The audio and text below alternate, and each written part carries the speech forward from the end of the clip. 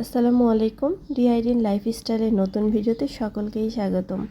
ভালো লাগছে না আমাকে বলুন তো? মাশাআল্লাহ, এই গ্রামের পথ ধরে চলে যাচ্ছি শ্বশুর বাসায়। ভিডিওটা কিন্তু আমার বেশ কিছুদিন আগের করা, ব্যস্ততার কারণে আমি কোনোভাবেই শেয়ার করে উঠতে পারিনি। এডিট করে রেখেছিলাম, ভয়েস দিব, আজ দিব, কাল দিব, দিচ্ছি, এই করতে করতে মাসখানেক পার হয়ে গেল। এটা ছিল অক্টোবরের মাঝামাঝির দিকের ভিডিও। তখনই যে কুয়াশা পড়ছে, এখন তো উত্তরবঙ্গে মোটামুটি একেবারে পাক্কা ঘন শীত। মানে এই শীত, যারা শীত চায় বাংলাদেশে, তারা উত্তরবঙ্গে একবার গিয়ে ঘুরে আসতে পারেন, দারুণ উপভোগ করবেন। সত্যি উত্তরবঙ্গে শীতটা বেশ ভালো উপভোগ করা যায়, কিন্তু যারা বয়স্ক আছে তাদের জন্য সারভাইভ করাটা একটু কষ্টকর। কিন্তু আমরা উত্তরবঙ্গের তো ওভাবেই আসলে হয়ে যায়।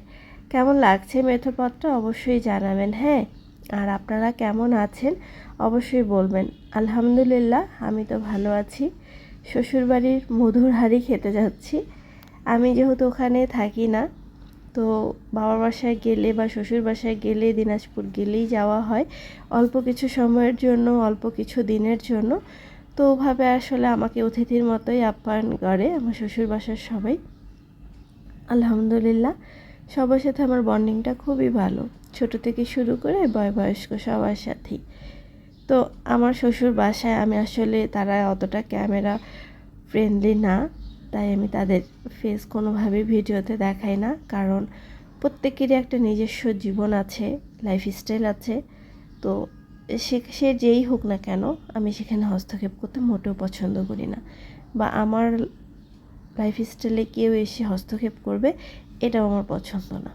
হ্যাঁ, খারাপ কাজ করছি, ভুল হচ্ছে, সেখানে আমাকে কেউ শিখিয়ে দিতে পারে, কিন্তু নর্মাল এটা হলো ওটা হলো এগুলো আমার ভালো লাগে না। তো যাই হোক, অনেক জ্ঞান দিয়ে ফেললাম। আমার এই ধরনের ধান গাছের সাথে দেখা সাক্ষাৎ খুবই কম হয়, তাই ভাবলাম যে আপনাদের সাথেও ভিডিওটা শেয়ার করি, আর আমি এটাও স্মৃতি হিসেবে আমার কাছে রেখে দিই।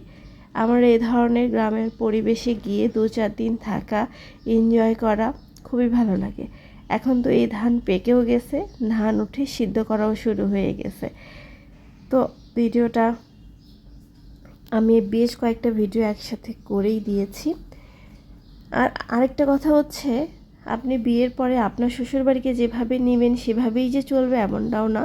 শ্বশুরবাড়ির লোকগুলোকেও উচিত আপনাকে আপন করে নেওয়া। আপনাকে যতটা ভালোবাসবে, আপনি তার থেকে বেশি ভালোবাসবেন। প্রত্যেকটা মানুষ নতুন একটা পরিবারে আসে পরিবারকে ছেড়ে ভালোবাসা পাওয়ার জন্যই। ভালোবাসাটা দিয়ে দেখবেন আপনাকে যাটুকু আছে বউ তার থেকে বেশিই দিয়ে দেবে।